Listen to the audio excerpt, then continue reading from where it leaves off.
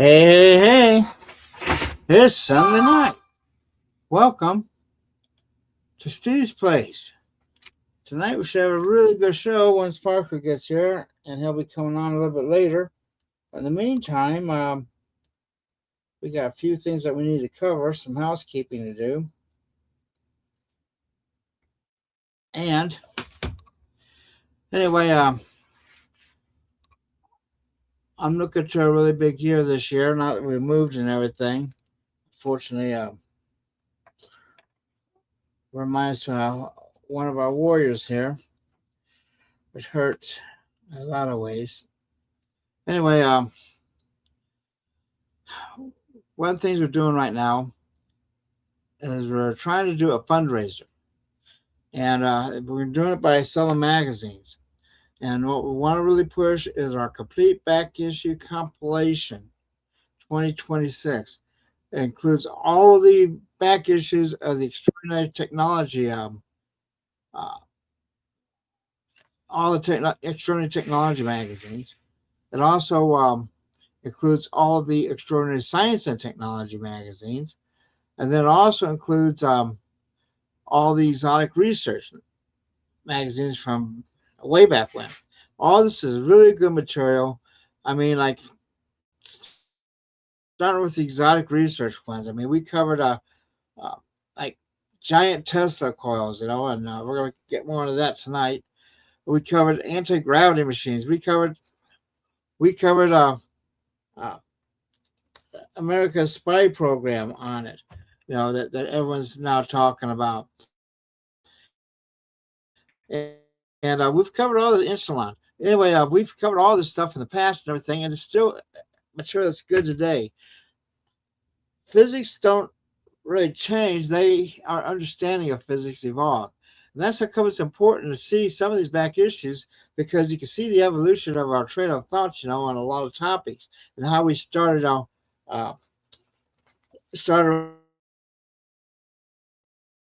some people call like woo-woo stuff, and that has evolved, into a lot of quantum mechanic type of stuff. Our understanding of healing, for instance, and how we have entrainment of ourselves and everything. That all started with these with the Tesla movement back in the 80s and that. Before that, you never heard of water being having a memory or stuff like that. If you spoke of such a thing, you were considered a lunatic, And so I encourage you to contact us. We have a phone number there. We also have or just email me. And I get our back issue sets, the whole sets. They're $200, and I get all of them. I mean, you're talking a pile of magazines about that high, or more. You're dropping or breaking foot, So get these magazines. I mean, there's a lot of material, and when I'm stacking these, it's like, wow, I remember doing this issue, and so it's like a walk down memory lane. So, and it'll get you prepared for our conference, August 12th to 16th. If you haven't signed up for that, and I know many of you haven't, now's the time to do it. Right now we have a 40% discount.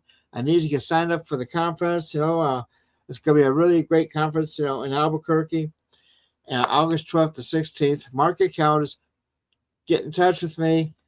Call me at the 463-1994 number, and I get pre-registered now. Now's the time to do it. So I'm working on getting the program done, and hopefully in the next 2 weeks I should have it done, which brings me back up to our next thing, our YouTube channel. Okay, if you're not a subscriber to our YouTube channel, you should be. That's free, and whenever we put a video up, it will get, if you're a subscriber, you get notified of it. We put up 2 member videos up this week, and we'll be putting some more up. These are from 2024.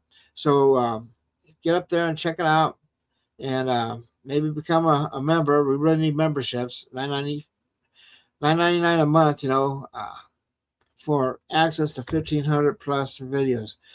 Anyway, and and so without further ado, though, let me bring Mr. Parker to the stage. Hi. Hello, Parker. So it's good to see you here. Nice I to don't know see where. you. Let me get rid of this thing here. Okay. Okay. hmm So where do you want to start? Do you have Um. So I guess I can talk about some of the stuff that I've done and like that kind of stuff. sure? Um. Okay. Um. So basically, like I'll give an introduction to myself. I guess that's the best thing Okay, to that'd do. be a good place to start. So, my name is Parker. I'm known on social media as Dr. Parkenstein. On TikTok, I have 1.2 million followers. On YouTube, I have 126,000 followers. And I'm known for collecting antiques, furnished my whole apartment in pre 1930s antiques. Um, and I am known for sending wireless electricity 918.6 miles from Carrollton, Texas to Chicago, Illinois with a magnifying transmitter, one of Tesla's own designs. So that's a three coil system, not a two coil system like everybody calls Tesla coils today. The Tesla coils that we work with today that are known as Tesla coils are actually the receiver coils. They're along those lines. But basically, in a nutshell, I through doing all of this, I have learned that everything in the universe is vibrating. So like everything is vibrating electricity. So if you break it down to the molecular or atomic level, you have protons, neutrons, and electrons. It's positive and negative charges. Thus, everything is electricity. Now, if you understand resonance, you understand that everything is vibrating and everything has a resonant frequency because everything is vibration. Frequency is vibration over time, and it directly corresponds to wavelength as well. So, if you have, for instance, if you have the calm, still surface of water, um, the rate at which you tap it determines the wavelength. So, say for example, you tap the water really fast, the waves going out are going to be really short. So, high frequency, short wavelength. If you tap it at slower intervals, that's low frequency and you get longer wavelengths. So everything basically has a wavelength and a frequency. So the way I sent the electricity to Chicago was I built a magnifying transmitter, of course. Now, Earth, the size of Earth determines the frequency it wants to ring at electrically. You can think of this like a clapper striking a bell, but instead of a clapper striking a bell, I have the magnifying transmitter striking the Earth. And the mass of the Earth determines the frequency at which that needs to happen to send electricity efficiently through the Earth. And that's basically how I did that. And that's kind of what I'm known for, like on my TikTok and stuff. So anyway, that's my introduction. But yeah. Okay, so Mhm. it's my understanding that you're trying to build a Uh-huh. magnifying transmitter. I am building another one. I built one already, tore that down, and I'm building another one that's going to be 12 feet in diameter. So my first Okay. one was like 23 feet in diameter, but it was not tuned ideally, and that was the first one I had ever constructed. And so I was like working out some stuff with it. Well, we was hoping that you'd have some pictures with you, but I uh, I I have on my YouTube and my TikTok video footage of it and pictures as well. okay. hmm And you have to let us know what your how to get there later. Okay. Um,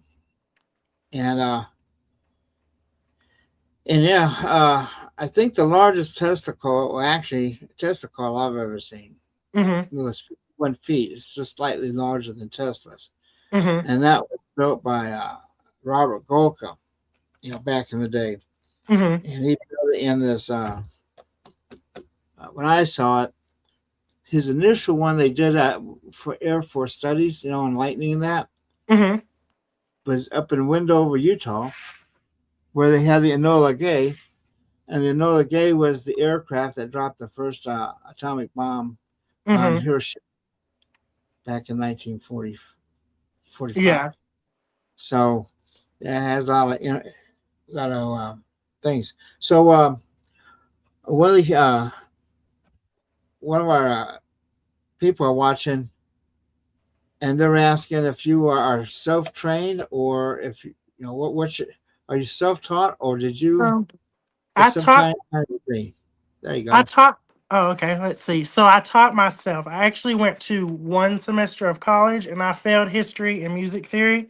Um, in that one semester, and then the pandemic struck and I didn't really go back after that because we went to online school, and like I couldn't do that. I sat down and I was like, let me just go build a magnifying transmitter. So that's what I did. I never went back to college. So I don't really have I only have one semester of college education. Okay. Hmm. So for those listeners uh, who may not be aware, could you explain the difference between a Tesla coil and a magnifying transmitter? Sure. So a Tesla coil is a two coil system, like we consider today's Tesla coils, the things people build for sparks. That is purely built for sparks and show. A magnifying transmitter is a harmonic oscillator, basically, and it uses three coils. So the center coil would be tuned to the frequency you're going to transmit on, and then the secondary coil goes on the outside of that. The secondary coil is wound up to a fourth a wavelength of the frequency you're going to be transmitting at, and then you have a primary coil that sits below that. Usually, the primary coil consists of two turns. So, for example, with my first magnifying transmitter I built, I had it tuned to 168,000 hertz or 168,000 vibrations per second. So the quarter wavelength of that is 1,464.2857 feet. So that's how many feet of wire had to be wound on the secondary coil, and the extra coil had to resonate at that frequency, which I found out later on that the extra coil was all out of whack. So, but basically, the outer coils, the primary and secondary, act as basically a signal generator, and they generate a signal. Um, and then that signal is fed directly into the bottom of your center coil, which sits in the middle, your third coil, which is tuned to resonate at the frequency you want to transmit at. Now, with alternating current, it vibrates back and forth. It literally alternates. So it's vibration, just like everything in the universe. So what you do, you ground the bottom of your secondary coil to the earth, and the top of the secondary coil goes into your extra coil in the center. Once everything is in perfect tune, it starts vibrating back and forth. And so to pick up this electricity in the earth, you need what we now consider today as a Tesla coil, but it's really the two coil system, the kind that most people build for sparks. That's actually a receiver coil. It's like a radio, basically, if you will. So the magnifying transmitter is like a broadcast station, and the two coil system is like a radio to receive that station. So with the two coil system, you ground the bottom of the longer coil in it to the earth. So it's a direct connection to the magnifying transmitter through the earth. And at the right frequency, earth conducts like a perfectly polished sphere. So that's basically the difference between the 2. Okay. And Mhm. hopefully you'll be at the conference, Mhm. and I hope that you'll bring a bunch of equipment with you because our guys love equipment. You I know. actually, on my table next to me, I have a radio transmitter I built. So I built this when I was 19 years old. I'm currently working on it, but that's it. That was one of my first so that was the first subject of one of my videos. So like when I started posting. And when did you start posting? So I started posting in 2020. One of my high school friends said, you should get a TikTok and post stuff. So I did, and the first video went viral. So and the first video was on this transmitter, and I broadcasted a song from the 1920s to a radio in the other room. Um, I think I remember the name of the song. It was called "Ain't You Ashamed," and it was written in 1924. But I mean, I built this thing from scratch. It wasn't a kit or anything, and I wired it. This was my first project, so the wiring's a little messy in it. But yeah,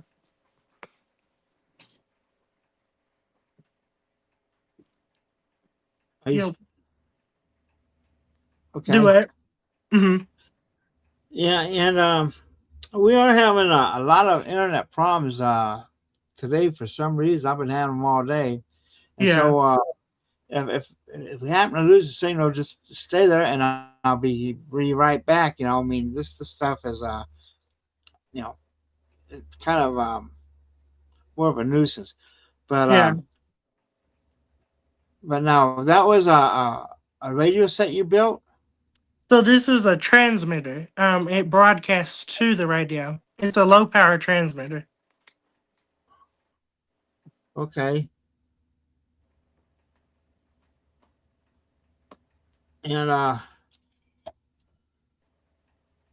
and then you do you use that to feed into your Tesla coils or? This thing I just built as a fun side project. This thing I got some old 1920s radios, and I wanted to broadcast my own 1920s music on there. So I built this thing to broadcast the 1920s music on my old radios and stuff. It's an amplitude modulation transmitter. So you just focus on the 1920s, huh? Or I mean, not just the 20s. I like to collect stuff from like the 1890s to the 1930s. Um, but like that's just what I like to collect. That's kind of my style. okay, Hmm. well, I have a pretty impressive collection of computer stuff here, but that'd be like it's not amazing. Yeah. The stuff I have is so old, you know. I'm thinking about opening up a, a new computer shop down here and call it Dino's. The stuff is so old. I mean, but Yeah, yeah, I want to eventually, for me, I want to open a museum and a bed and breakfast and then furnish it like I want it to be in an old Victorian house, and I want to furnish it with like period antiques and everything. Like everything will be authentic, and I open it as a museum and a bed and breakfast. And the money I make from that, I can put into my electrical experiments and stuff. yeah, we seem to have a problem getting BurnEye up here every time he comes up. He tries to come up, you know. I guess he's having his computer freeze or the internet freezes on him down there, you Yeah, know. And yeah. If y'all want, I can take you on like a quick apartment tour and show all my antiques I've collected. yeah, could you do that? Okay, my cousin is here. He's playing my VR headset. But anyway, let me flip my camera and I'll show you my apartment. So this is the parlor, Micah. Look, this is my cousin. Anyway, this is my parlor. That's me and the painting. These are some tin tops I have of me, and that's one of my cars. Um, and then this is my kitchen area. That's the radio transmitter. That's a diamond disc player over there. That's my 1917 Hughes electric range, one of the first electric stoves. This is my 1934 General Electric monitor top refrigerator. And then back this way, I have an 1899 Kimball pump organ. And then that is my guest bed for like when guests come over. That's my bed. I have that Edison Diamond Disc player right there. A fan gave me that as well. And then that's my bathroom over there. So it's pretty much all 1930s or before in here, all the furniture. But that's basically like a quick tour. Well, thank you. Uh-huh. Yeah, nice little place there, you know, like good antiques, you know. Um, I just moved to my new digs here, and it's huge. You know, I mean, for the first time in since 2010, Mm-hmm. 2011, I've been able to have all my stuff to where I can actually get to and work on now. Uh-huh. So it's, it's starting to work out. I'm finally getting things put up and everything. I got tons of boxes and that to put up. Mm-hmm. Bernie's been there trying to help me in for a couple weeks ago, Mm-hmm. and he'll be coming back later. So, but anyway, our main focus is getting ready for the conference, and I think you have a great time, and the more equipment, Mm-hmm. the better. I've built I built Tesla cars before, Mm-hmm. um, and I don't think that you can really understand electricity Mm-hmm. if you don't build at least one Tesla car in your life, you know. Yeah.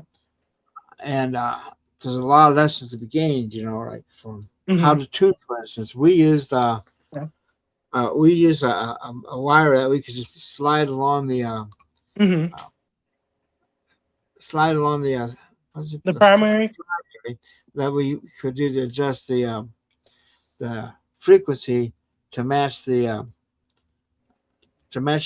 secondary.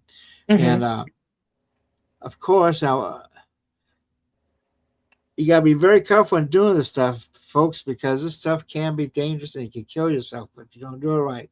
You know, and even though I myself have handled, hundreds of thousands of votes, off the top, of one of these things, uh, even Tesla wore wooden shoes. He talks about his shoes they wears, and they were so high, so he wouldn't get electrocuted there. Uh, Safety is utmost importance. Um, and do you have like a little lab there that you use to work out of, or So like, my magnifying transmitter, it's at my dad's house in Carrollton, about 2 hours away. I built it when I was 19, the first one, and I'm currently in the works of building a second one that's going to be more fine tuned. And instead of using like little tiny ground rods, which are not ideal because all the electricity would be wasted as heat. And the goal is not sparks with the magnifying transmitter, it is to send power through the earth. So I dug a 15-foot well in my dad's backyard, and I lined it with 55-gallon steel drums welded together. It took, I think, 5 of them welded together end to end to line the well. I hit groundwater at 13 feet 2 inches. And groundwater is a great conductor because of all the minerals in it. And the steel casing of the well is the ideal ground rod. It's very low impedance. So that's going to be the ground for my second magnifying transmitter I'm building, which will be more fine tuned. and how many feet is that going to be across? 12 feet in diameter. 12 feet. The coil, it's Okay. the secondary and primary. The extra coil will sit in the center, and it will be about 4 feet in diameter, maybe three, give or take. Well, have you ever set your extra coil outside the center? I mean, I haven't. I actually have a really cool experiment that I do sometimes. I'll take a signal generator. My friend Griffin taught me how to do this, but I'll take a signal generator. And I'll get a little coil of wire. Um, and I will take an oscilloscope and I will put a fork on one of the leads of the oscilloscope to act as a capacitance or a capacitive load. Then I will put the fork in proximity to this coil that I've wound up on a little plastic form. And then I feed the bottom of the coil with the signal generator, and I'll dial it in until on the signal generator until I get the biggest waveform on the oscilloscope. Then once I have the biggest waveform, which the signal generator only goes up to 20 volts. But once I have the biggest waveform, I take this oscilloscope away and I can light a fluorescent light bulb on that little coil powered by 20 volts. Okay, so Mhm. so what do you use for capacitors?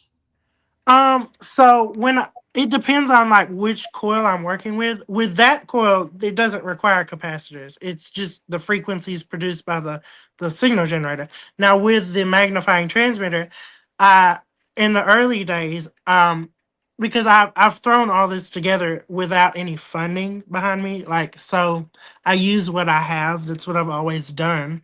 Um, but in the early days, with my first magnifying transmitter, I made the capacitors out of Topo Chico bottles.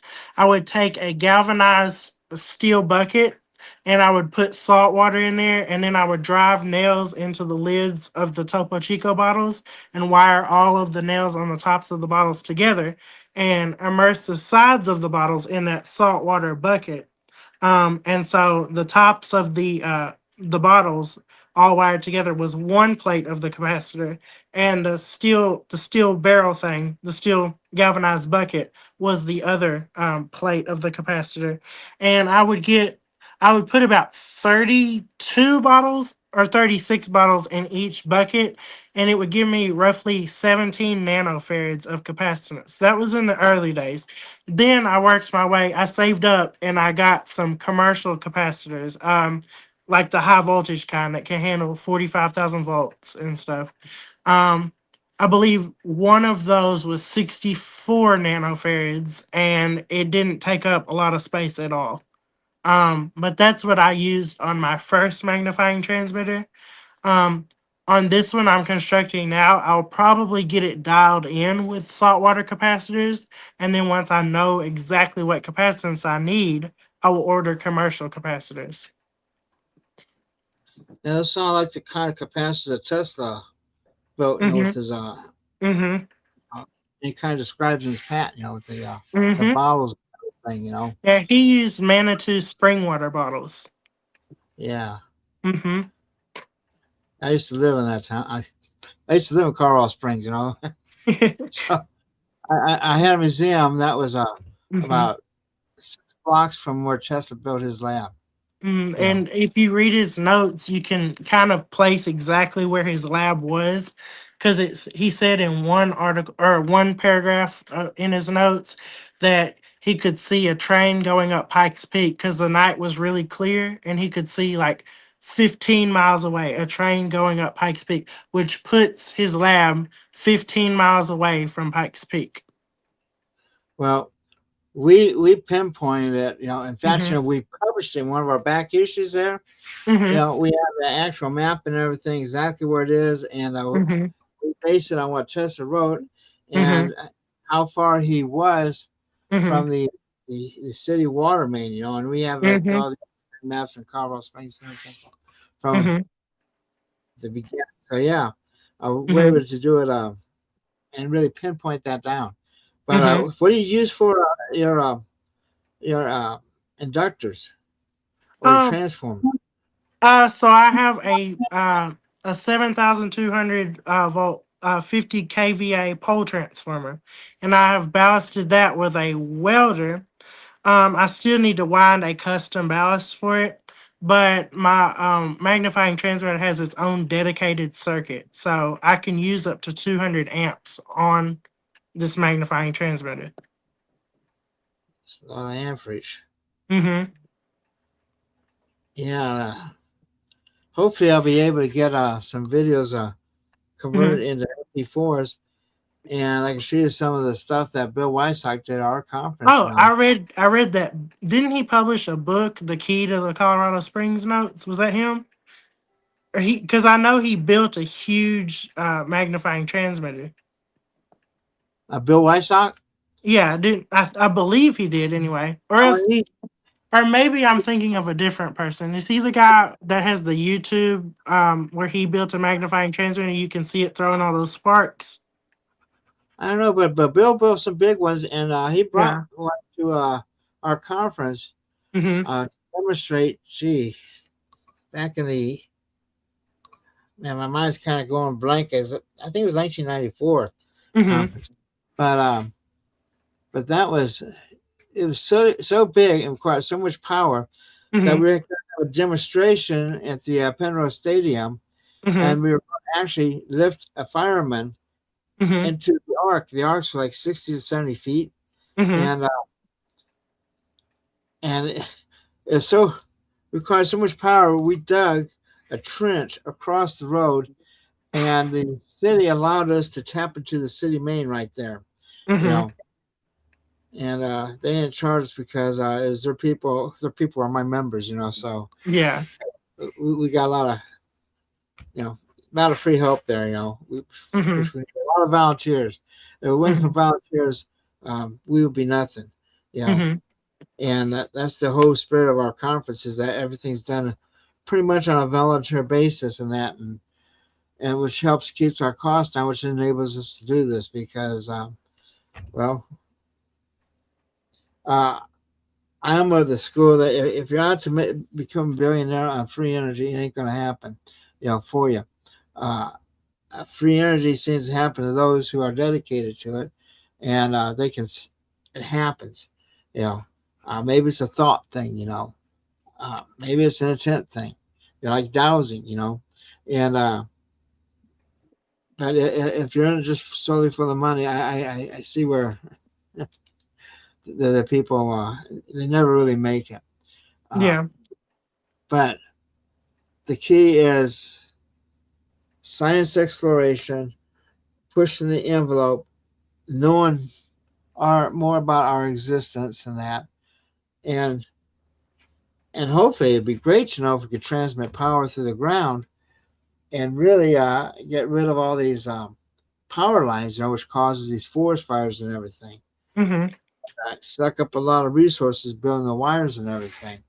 Uh, So my goal with the magnifying transmitter, basically it's kind of what Tesla wanted to do, but if you so the magnifying transmitter will transmit power through the earth wirelessly, but to feed that I want like a hydroelectric power plant eventually to feed the magnifying transmitter, basically like Warden Cliff, and then a renewable resource is feeding this system and well, sending the power through the earth. in Power's later days, he said the only really big mistake he made with regards to electricity was Hmm. that he thought he had to put the energy there, which is what you're Hmm. thinking. Hmm. Okay. He said, Hmm. but it's already there. Hmm. Well, you just have to You cause the earth to start vibrating at electrically. So it's basically like ringing a bell. you had to just be able to tap into it. And I Hmm. don't think it's a matter of you shaking the earth, okay, so Hmm. much Hmm. as getting your device in Hmm. tune with what's already there, Hmm. okay? And I helped build this device called the Kipper motor, and it worked beyond all odds. The only problem is it quit working after 3 weeks. No matter which one we built, it would always end at 3 weeks. So the Hmm. question is, what's 3 weeks all about? You know, so it's a different way of looking at things. Like, is gravity a push or a pull? Hmm. You know, and so I like to encourage you to continue your work there. Hmm. Uh, I think you have great things in store for you. You know, and it could help humanity because right now we need alternate sources of energy more than ever. You know, I uh, always look at it as if we have electricity for free, that eliminates, well, it'll bring about world peace faster because people fight over resources usually, and if you have electricity for free, electricity powers everything. It powers like tools to build things, powers lights, it powers motors, powers air conditioners. It powers cars. I mean, if you have like the whole earth vibrating electrically, you can have cars with receiver coils on them, and you won't ever need to stop to refuel because it's always receiving that electricity. You could have planes that use like the counterpoise system, where the body of the plane would be the artificial ground, and since it's in proximity to the Earth, it will receive that electricity as well. Ships won't ever need to dock because they can receive that electricity as well from the Earth. So like I believe that that would bring about world peace because everybody would have what they wanted basically, so there would be nothing to fight about. uh, I consider you an optimist. If you ever get the Mhm, chance, read Tesla's mhm, problem of increasing human energy, because mhm, there he lays out his whole plan for this. And a lot of the stuff it kind mhm, of reflects what you say. Mm-hmm. Um, but he was convinced that Mm-hmm. mankind would always want to be in a war. Always. Mm-hmm. Mm-hmm. You always have fight. Yeah. And his thing was to get um, machines fighting machines, like drones and Mm-hmm. everything. It's like the Yeah. automaton. And and because of that, we're seeing part of that come to fruit here in our lifetime. Mm-hmm. With the drones and Mm-hmm. everything. You know, Mm-hmm. uh, and then AI on top of it. But AI Mm-hmm. scares me. Yeah. I don't trust AI. He said that you will live to see man-made horrors beyond your wildest comprehension. Yeah, I know Bernie's trying to get in here, but he's just not quite getting it. You know, but but so your next project is going to be doing. Do you have any other projects besides the magnifying transmitter?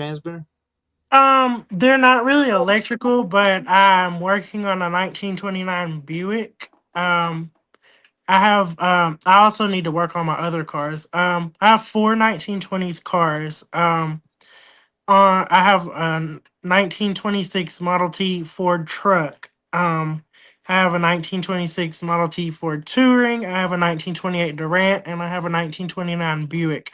The Durant, I need to take the engine out and bore the back two cylinders and sleeve them.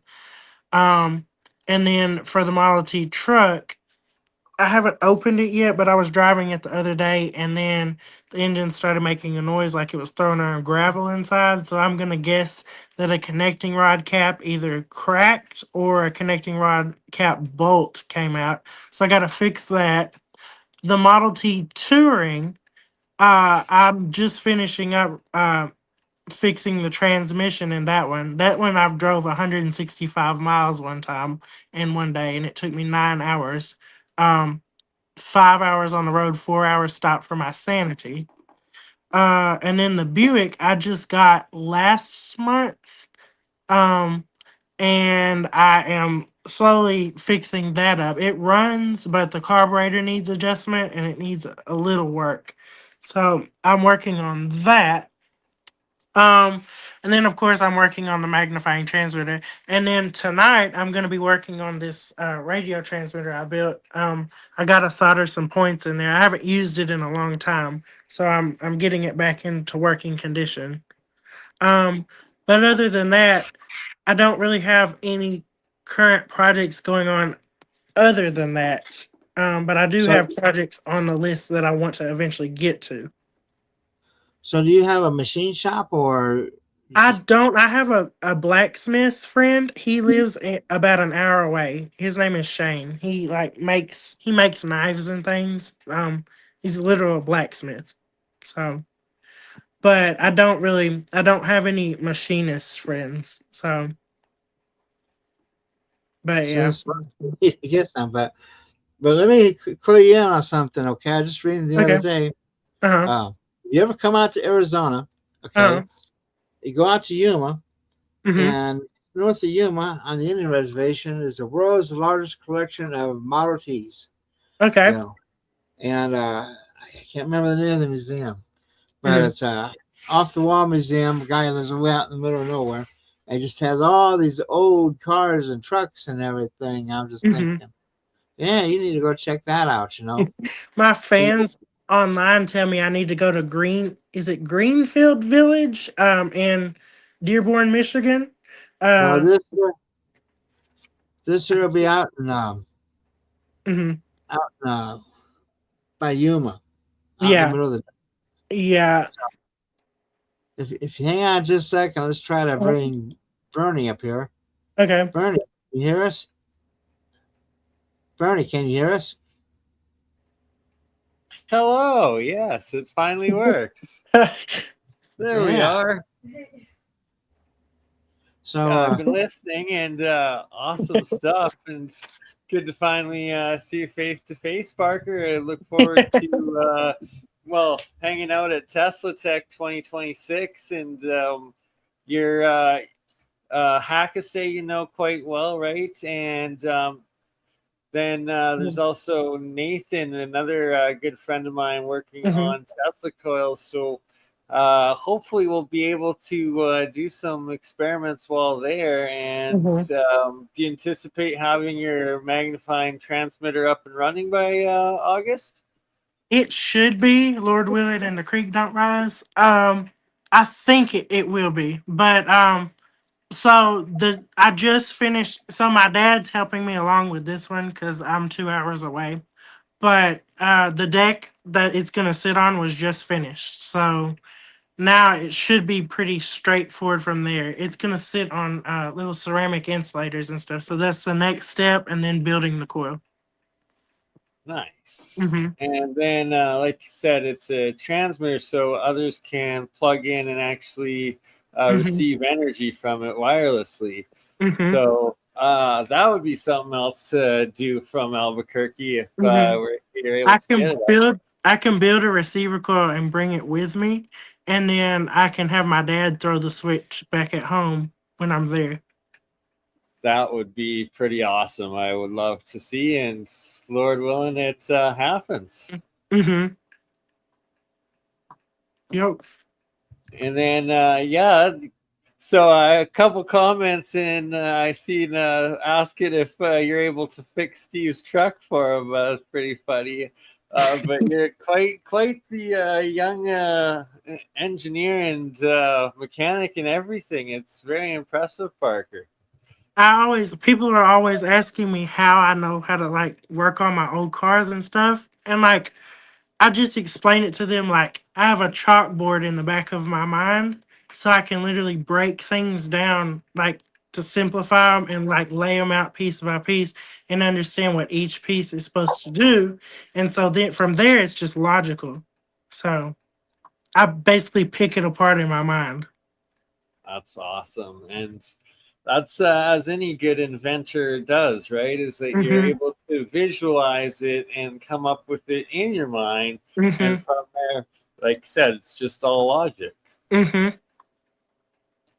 Yep. So, Steve, if your truck isn't fixed by August, I guess we'll have to tow it to Albuquerque. Well, we're making great strides, on that truck, luckily the air take manifold looks okay. But the heads where the intake goes in the head, that's kind of like corrupted a little bit, and corroded. So we're just gonna pack that full of sealant and hope for the best because it's not that big, and we feel if we put a lot of sealant on it, and it should work, But luckily I didn't have to buy a new input, because just like the input, is like $400 for the upper, another $400 for the lower. I don't have that kind of money. And I'm really fortunate that we have a volunteer working on that.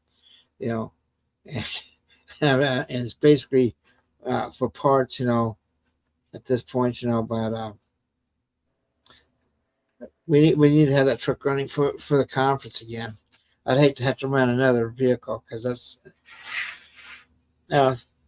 comparatively cheap though, but still an expense you don't need to have. For sure.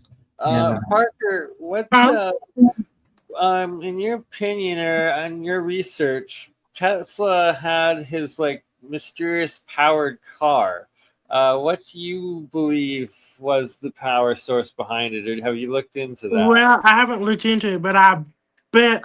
Okay, so I haven't looked into the car aspect, but I do know that Tesla had a radiant energy receiver, which basically you elevate a metal plate up into the air. It has to be highly insulated, and you bring that down.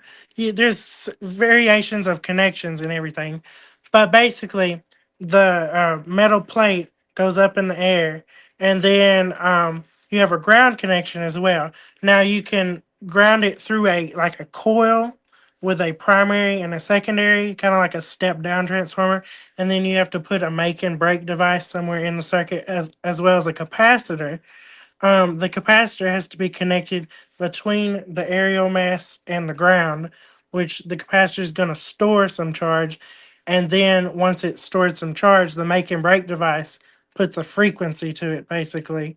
And then you're able to get power out of it. But that's what I think he used, if that actually happened. I heard it was a Pierce arrow. That's what I've heard. I haven't seen any of Tesla's words about it or anything, but I hear that it was a Pierce arrow that he did that to. And I think it was a 1931 Pierce arrow or something like that. Fascinating. Mhm. Yeah, because I've heard a couple different Mhm. options on it, but I like what you're saying with that. Yeah. It makes Well, and sense. also you get like there's a lot, I'm sure you know it, but like there's a lot of conspiracy theories about Tesla as well. But Oh like yeah. yes, like I don't believe that he had 80 trunks in a little small New Yorker hotel room, because how would 80 trunks fit in a hotel room? Like what? So there's like a Good lot of call. conspiracy theories. What about the death ray? How about that one? I don't know. I don't know. I've heard stuff on it. I don't know because I haven't seen the patent for it and everything. But I've heard that it's like it has a particle accelerator or something, and it involves a vacuum and stuff and plasma, and I don't know though. But I do know that he did make an earthquake machine, because I have, let me get it really quick. Of course, it's not where I left it. I have a book that talks about like blueprints and stuff for it, and I have no idea what I did with that book. But it Who has wrote the book? plans. I don't remember. I need to find it in order to. I don't know where the heck did I put that. I do have his Colorado Springs notes here with me too, and they've been well read because the front cover fell off. I used to read that in high school in silent reading time. Um, don't know where I put that book. I have no idea what I did with it. I'll find it later. But it's called Nikola Tesla's Earthquake Machine with Plans and Blueprints to Build Your Own Working Model, is what the title of the book is called, I believe. That would have Fascinating. been written by Baumgartner, would it? Or Del Pont? Possibly. It has blueprints in it and everything. It's for a mechanical oscillator. I think I used to sell that book. But I've been yeah. Yeah. doing. Steve I've has been doing this quite for a long time. quite the archives there. I was just there and heading back in a couple weeks, and yeah, it's well, he brings the whole library to Tesla Tech conference, so I'm sure you will have quite the time going through everything that's there, and we're going to Mhm, be scanning a bunch of it too. So we'll make mhm. sure to get you any digital copies of any of the treasure trove that's not so common. Yeah, this is my copy of the Colorado Springs notes I was talking about. And you can see it's well read. But there is a picture in here where he's lighting a bulb on a receiver coil right there. And that receiver coil was grounded. You can see right there. That's a hard cover, right? It used to be until the cover fell off. But yes. And It's got then, one over the shelf here, you know, mhm. and But yeah, it documents pretty much, well, a lot of the stuff. And then this one has the beginnings of the Warden Cliff notes in it as well. And it talks about the earth and everything. And I think somewhere in here is a picture of the beginnings of the Warden Cliff Tower. I don't remember what page that was on, but it's somewhere in there. Anyway, I have to find it. But well, yeah. Parker, I like to let you know about the Hotel New Yorker. Uh-huh. Tesla had this one room. Hmm. He had a living suite where he lived in, and then Hmm. he had a lab suite that he Hmm. worked, and these were Hmm. paid for by Westinghouse. Hmm. And it was pretty big place. I mean, I knew his cousin, his not Hmm. cousin, his grandnephew there, Uh-huh. Bill Trickle. okay, who recently passed away a few years ago. But Mhm. Bill went there when he was a kid. When he Mhm. was like 19 years, his dad would take him there. And Turbo's dad Mhm. uh, is the inventor of the automatic transmission. Mhm. And the automatic transmission is in its most basic form a Mhm. glorified Tesla turbine. Yeah. So you see it all kind of fits together there. And and I have accounts of the Tesla car there, and I have Mhm. a book on it, and this motor that we built that only lasted 3 weeks Mhm. is what we believe that actually powered that car, and I believe that Mhm. Tesla was running into the same 3 week problem and didn't really get it solved, but Mhm. was able to sell the rights to the car to get the place in Hotel New Yorker, which at Mhm. that time was brand new. I mean Yeah. that was brand new and had a hospital inside everything. Mhm. Uh, And they had the so subway tunnels underneath it too, right? I know in some way it was New York. Mhm. And I remember, didn't they have like a power plant so big in there that it could power the New York? I don't know about Power New York, but it did have its own power Yeah. supply there, its Yeah. own power Mhm. supply there. Mhm. Uh, and Yep. it had to be AC because Yeah. uh, DC, for you can't build Yeah. skyscraper It's very with DC. inefficient. Well, it's not Mhm. only efficient, the wire would have to be so big, it would weigh Yeah. more than the skyscraper. To Yeah. get to And alternating current is 98% more efficient. a lot more efficient, and you can get by with thin wires, real Mhm. thin wires. Mhm. So and yeah, so I'm asking you, are you still in California, Bernie? Yes, I am. I am in Sacramento, and then I am heading to LA either tomorrow or the day after. And from there, I will be then back to Canyon Lake there with Nathan to Old Man Builds Labs for a week or so. And then I will be heading back to Steve's place to finish this trip. Yeah. Yeah, I gotta reach out to Hackasay. That we're supposed to meet up with him actually while I'm down at Nathan's in next week. So hopefully that's able to happen. And if so, I'll definitely make sure to give Parker a call while we're there and see if we can get some collaboration going on. Yeah. So do you travel much, Parker? Yes, I do. So I'm actually supposed to go to West Virginia on the 18th or the 22nd. Just kidding. Um, but sometimes I just get in the car and decide to drive like 12 hours to Tennessee. I did that one time. I don't know why I do that, but I do. Um, I've been to over half of the United States. Right. Mhm. Well, now I'd be able to Amazing. see some New Mexico. I've been through there to get to Colorado one time, but that was when I was like, well, first time I went to Colorado was when I was like 8. And then I went again when I forgot. I don't remember, but I've been like 3 times. Which part? I went to Monarch, Colorado. I think that's how you say it. And I went skiing in Monarch, Colorado. And then I've been to Up Pikes Peak before. That was when I was 8. And then where else? Where else did I go? There was a cabin I stayed at there. It was and we went and saw some of those old like abandoned mines. I went to St. Elmo's, Colorado. Saw an abandoned mine there. Um, I went to the Molly Kathleen mine there. I don't remember what other parts I went to, but that's the main parts I remember. Colorado Springs and Monarch, Colorado. Yeah, well, used to live in Colorado Springs, Mhm. and I've been inside Cheyenne Mountain about half dozen times. That's where Conrad is, and they have a huge city inside the mountain there. Mhm. Uh, it's a classified area. Oh yeah, I did. I drove by that one time. I went to like a museum that was near there or something.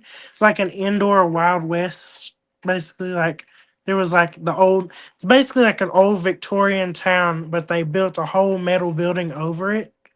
I think I've that was never there. been to that one. Where's that one at? I think it's near that base in the Cheyenne Mountain thing. I don't Huh. remember though, but That'd be something new. Uh, yeah, in the last 20 or 30 years, things could change a mhm, lot. yeah. Yeah. Hmm. They used to have a museum north of town, the Western um, Museum of Mining and Industry. They had Hmm. a lot of great stuff. And even if you get in their storerooms back there, they had all kinds of equipment up there, mining That equipment, That equipment. sounds familiar. The museum I went to that had like the Wild West town, it had a bunch of Nickelodeons. Like you put the nickel in and it would play the like the organ and xylophone and all that stuff all in one. I can't even imagine where they would put that at, though, in Colorado Springs. Yeah. Well, no, it was near the Cheyenne Mountain. I don't know exactly where it was. Cheyenne Mountain is to the south, actually to the southwest of Colorado Springs. It's Oh. straight west of Fort Carson, and I was stationed at Fort Carson for a couple of years. Yeah, and Yeah. so I know that, and he used to deliver pizzas there too for a while. So I know that really affect my. But yeah, Yeah. times change. I Question. remember when I was driving to Colorado, I remember passing an extinct volcano somewhere in New Mexico. I think it was in New Mexico. It was just It on the was, side of the road. yeah, that would be uh to the southeast of Raton Pass there. Yeah, yeah. So I know my I, geography. I drove that a lot. Well, I covered. I'm directionally challenged. I could get lost if I turn around. I don't believe that. I don't. No, I am Well, so directionally challenged. Like if I'm driving somewhere, if my GPS were to shut off or something, I'd be dead. I would die. I'd just die. we're gonna have to treat. I guess teach you how to read the stars, right? The stars. So you can never be lost. I would be like, oops, that was the wrong star this whole time. Um, question, Parker, have you Uh-huh. ever experienced or had any orbs with when you're Oh dealing my with the high? gosh. All the time. Like this apartment is so haunted. I kid you not, that door over there, it opens like all the time. Micah, get off the VR. Answer a question. Bruh. Yeah, it does. Bruh. Anyway, my cousin is here. Um, but no, I have orbs and so when I first got into this apartment, I was uh I was actually, this is documented on my TikTok. I stood right there and I said, if there are any spirits here, will you open this door? And that door clicked open and swung open. I was like, so then from there, I I started ghost hunting and stuff because I like to ghost hunt now. But and every time like I have music and stuff playing in one of my videos, you will see orbs and stuff just go all around. It's insane. But I don't get the feeling that they're bad entities and stuff. I mean, they're very respectful. They only communicate when I go stunt and stuff. But it's insane, but it happens. I had a sneaking suspicion, right? Because Oh, it just 110%, yeah. And then it like I goes get hand in things hand. I get things like so for instance, it's weird things too, but as confirmation, basically, like clocks will chime and stuff. There's one chiming in the back room right now, and lights here flicker too. It's insane stuff. Like you'd have to be here to like. I sound insane right now, but you'd have to be here anyway. I feel you. I don't know. Mhm. It goes hand in hand with this sort of work, and it's Yeah, like it's the other side, and that mhm. there. What about Tesla's Spirit Radio? Have you ever I have, made one of I those? have, but the schematics I found for that were not authentic. They did not use rotating nickel coherers like Tesla describes. So I want to go back through Tesla's notes and build what he built and see or hear what he heard. But because he didn't use a 1N34A germanium diode to receive radio frequencies, he had rotating nickel coherers and things to tap it and stuff to reset it. So I want to do it authentically. I look forward to that project for sure. Might have to stick around after the conference and try to come back and do some work with you. That clock is chiming. But anyway, I just find that funny, like, because I was just talking about that. Right? Just another confirmation. Yeah. Anyway, but yeah, I want to build his authentic spirit radio. I want you to build it too. Well, I stay away from forces I don't understand. I put like a shield around me at all times, you know. Yeah. Because you don't know what will happen if you open up one of those doors. Mm-hmm. You know. And I don't know if you ever heard of it's like this big building in California there. That's supposed to be a gateway to other dimensions, you know. And if you look at not Warren Cliff, but the other part of that, Montauk, you know, you go to Montauk, you know, and they think they had a beast come through that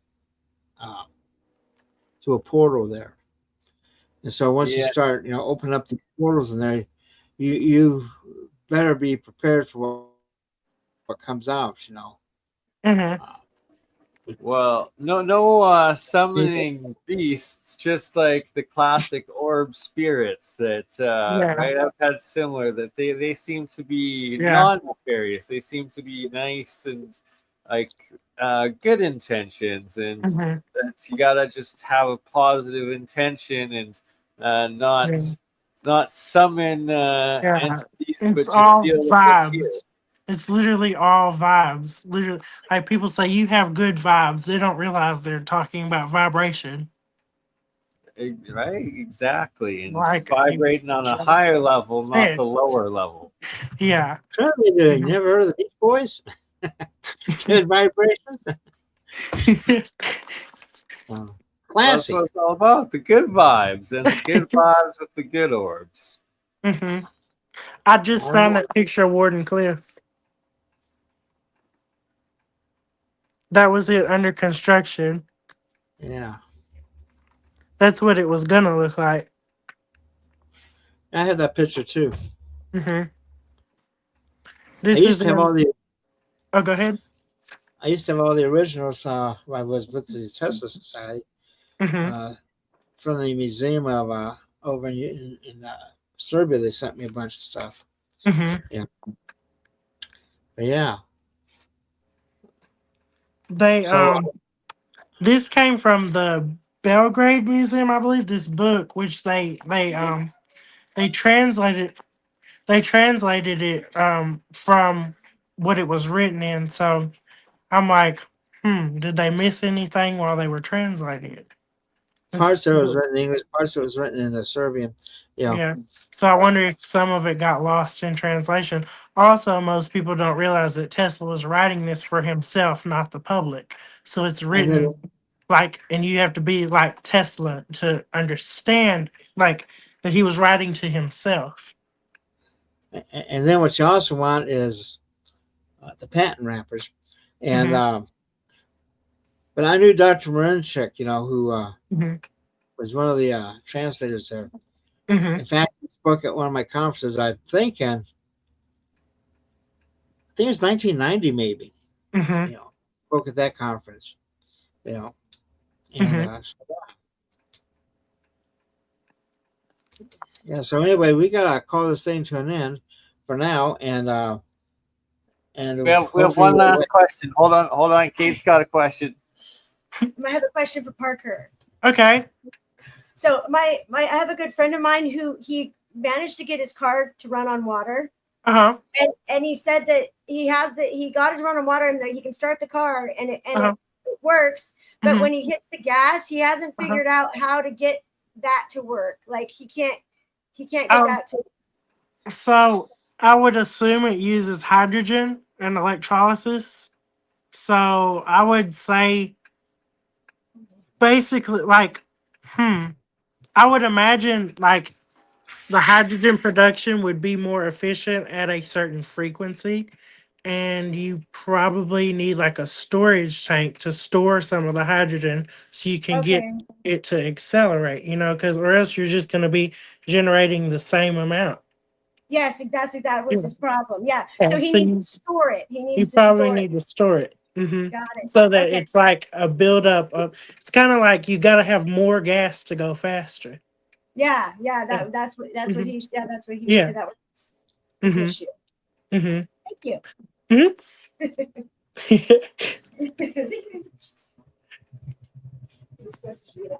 Ask him that question.